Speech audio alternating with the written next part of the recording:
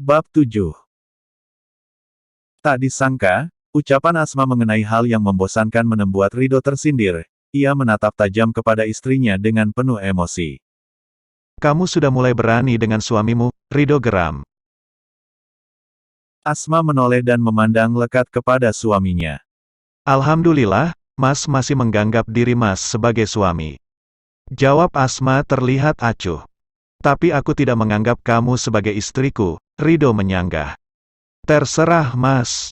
Asma pergi berlalu meninggalkan Rido.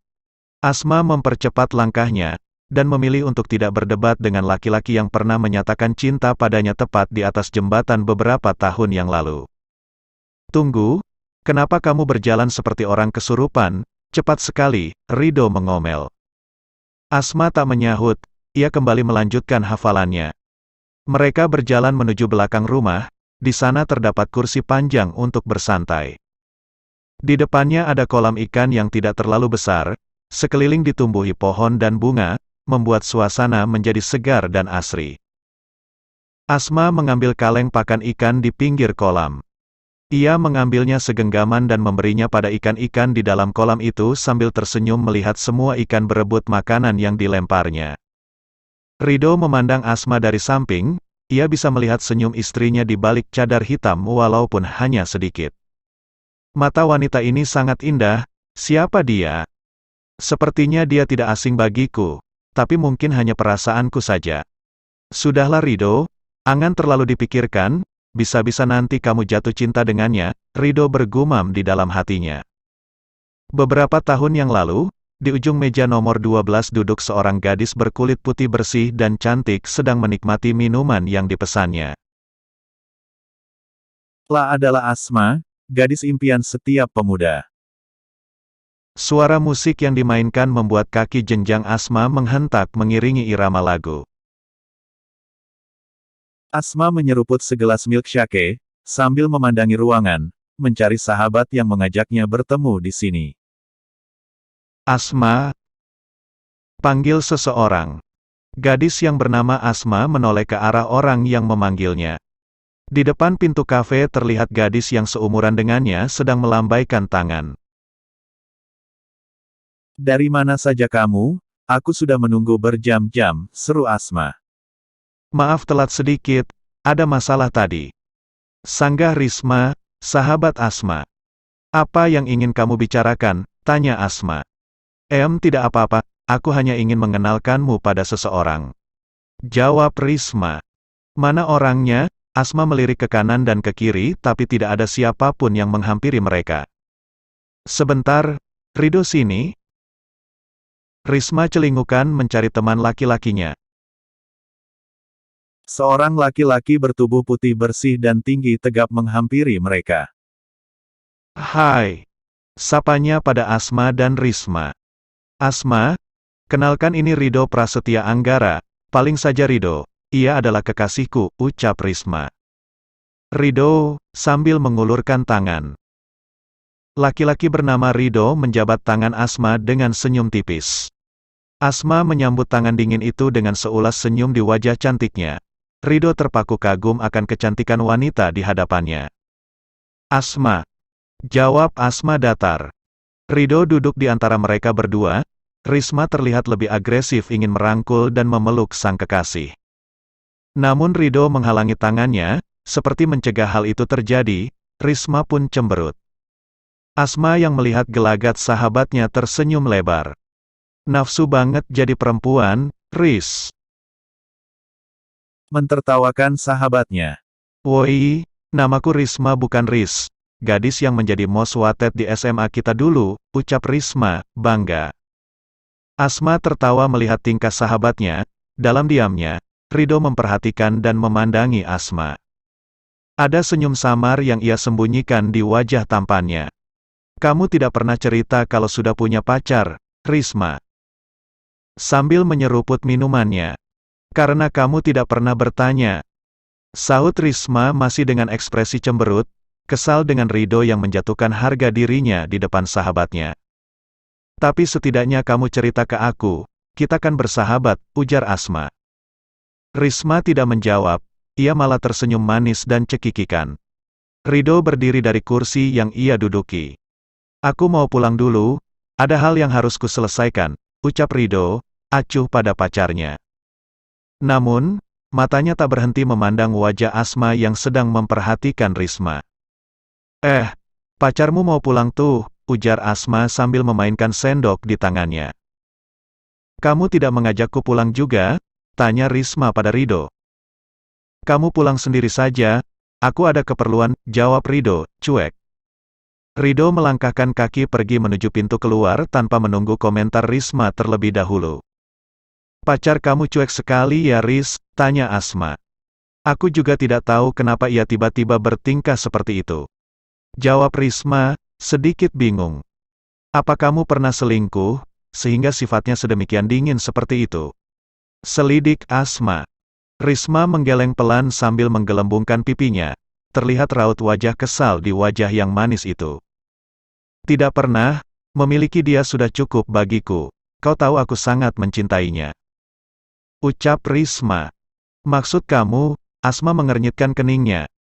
Aku yang nembak dia duluan, jawab Risma, terlihat malu-malu.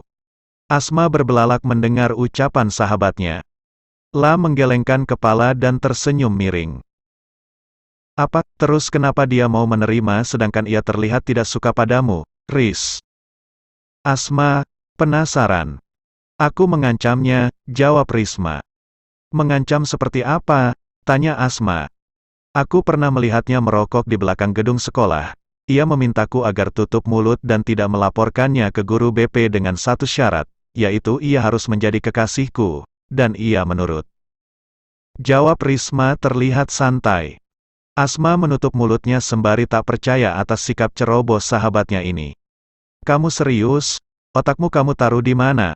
Mana enak pacaran dicuekin begitu? Mending putus aja, Asma menasehati. Ya elah, kamu malah kayak emak-emak rempong tukang borong pertanyaan bukan belanjaan, gelak Risma. Aku serius Ris, rasanya tidak enak dicuekin begitu, aku kasihan denganmu. Asma tersenyum lirih sambil memegang pundak sahabatnya. Maunya sih ia cinta denganku. Seiring berjalannya waktu, jalan dan sering ketemuan, Risma berharap. Mana bisa begitu, cinta tidak bisa dipaksakan. Kamu cantik dan manis, masih banyak laki-laki di luar sana yang suka denganmu.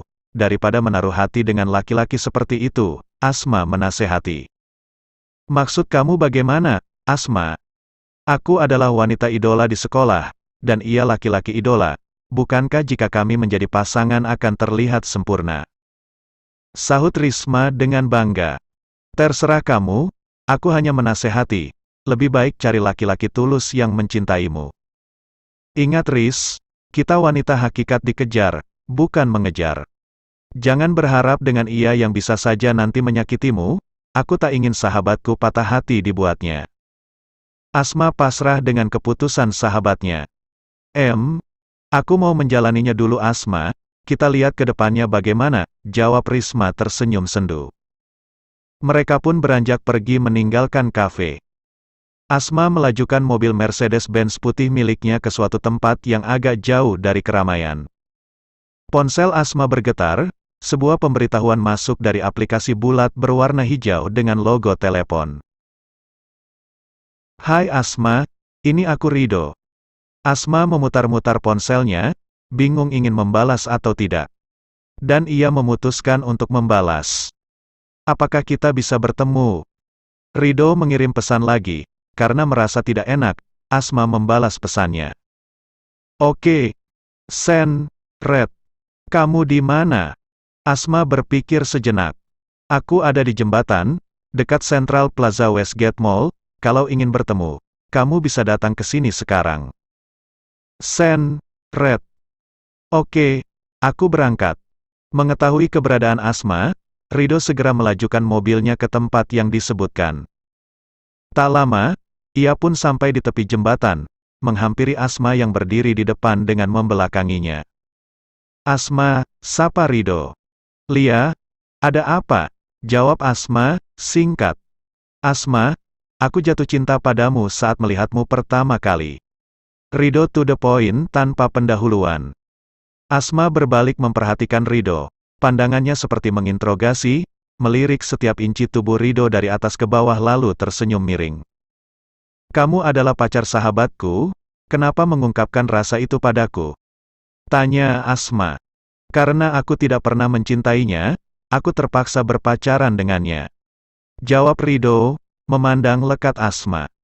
Kita baru saja kenal, dan kamu sudah bilang suka padaku. Jawab Asma sinis. Aku serius Asma, aku tak pernah merasakan perasaan seperti ini sebelumnya. Aku tulus mencintaimu. Sanggah Ridho. Apa yang kamu katakan hanyalah sebuah alasan, Ridho. Asma tersenyum miring. Aku bersumpah Asma, aku baru merasakan perasaan ini, sebelumnya tidak pernah pada perempuan manapun kecuali kamu. Ridho menjelaskan perasaannya. Asma kembali membelakangi Ridho. Aku tidak mau, silakan cari perempuan lain. Tegas Asma. Beri aku waktu Asma. Ridho menawar. Aku tidak menyukaimu, apakah kurang jelas ucapanku? Jawab Asma terlihat marah. Asma berjalan begitu saja meninggalkan Ridho yang terpaku sendirian, terlihat guratan kecewa di wajah tampannya. La mengaku, sebagai laki-laki yang diidolakan banyak wanita, merasa tertantang dan semakin penasaran dengan sosok Asma.